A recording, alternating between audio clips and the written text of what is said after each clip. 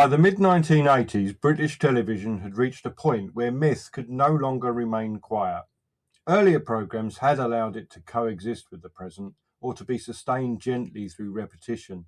But in Robin of Sherwood, myth moves to the centre of the structure. It is no longer atmosphere, background, or inherited habit. It becomes the organising principle of the world itself. This is not simply another retelling of the Robin Hood legend. It is a reassertion of how myth functions. From the outset, the series makes one thing clear. This story is not about individual psychology or personal growth.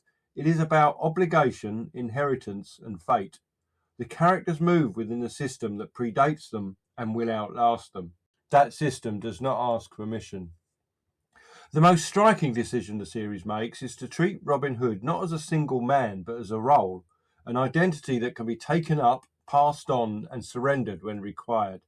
The legend survives not because one hero endures, but because the position itself is larger than any individual. This is myth in its purest form.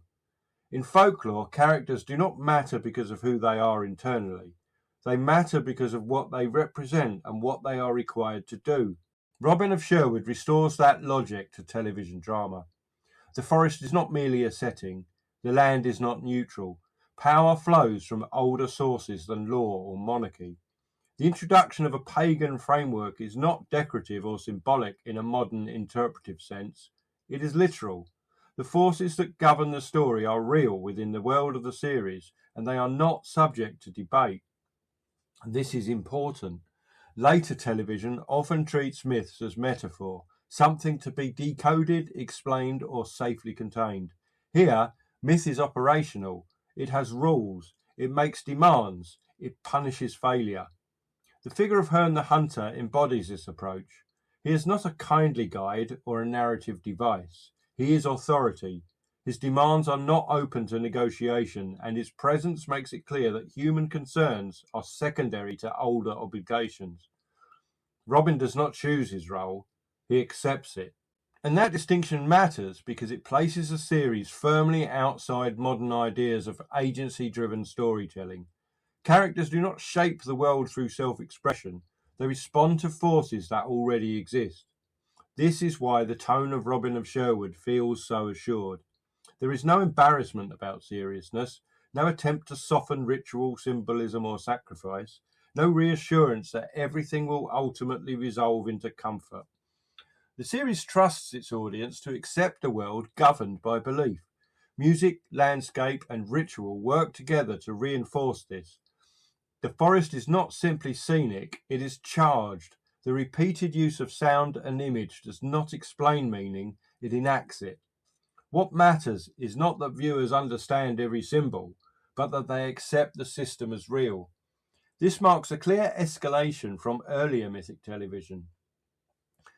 In Dick Turpin, folklore was maintained through repetition. The figure remained stable while stories accumulated around him. Myth survived because it was retold.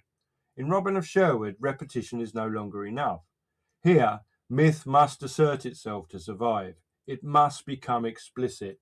It must govern events rather than merely frame them. That escalation is not accidental. It reflects the pressure mythic storytelling was under by the 1980s as television became more literal, more explanatory, and more psychologically driven. Myth could no longer hide in the margins. To persist, it had to declare itself. Robin of Sherwood does exactly that. The series creates a sealed mythic world with its own internal logic. Once inside it, modern assumptions no longer apply. Justice is not procedural. Authority is not rational. The land itself demands loyalty and sacrifice. Importantly, this world does not expand indefinitely. It is tightly bounded. That containment gives the series its power, but it also hints at the limits of the approach. Myth, once made fully explicit, becomes harder to sustain across long periods. The more clearly the system is defined, the less room there is for variation. This is why Robin of Sherwood feels like a culmination rather than a beginning. It represents the furthest point television could go in trusting myth as a governing force. Beyond this, the model becomes difficult to repeat without dilution or collapse. Later series would simplify the framework. Myth would thin into atmosphere or adventure. The seriousness would soften. But here in the mid-1980s, the confidence remains intact. Children and family audiences are not protected from weighty ideas. They are not shielded from sacrifice, loss, or obligation. They are asked to accept a world where meaning is inherited rather than invented. That is a profound assumption.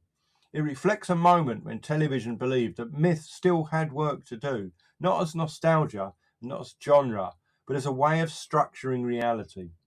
Robin of Sherwood does not modernise the legend of Robin Hood. It does not explain it. It restores it. By doing so, it marks both a peak and an endpoint. After this, mythic television writing would struggle to maintain the same authority. The cultural confidence that allowed stories like this to exist without apology began to fade. What remains is not simply a fondly remembered series, but evidence of a different way of thinking about television drama. A way that trusted myth to govern meaning, a way that accepted obligation over choice, a way that allowed stories to be shaped by forces older than the characters within them. In that sense, Robin of Sherwood is not an outlier. It is the last clear expression of a tradition that once believed myth was not something television borrowed, but something it could still live by. Thanks very much for listening. Let me know what you think about Robin of Sherwood, and I will see you another day with another television show. Bye.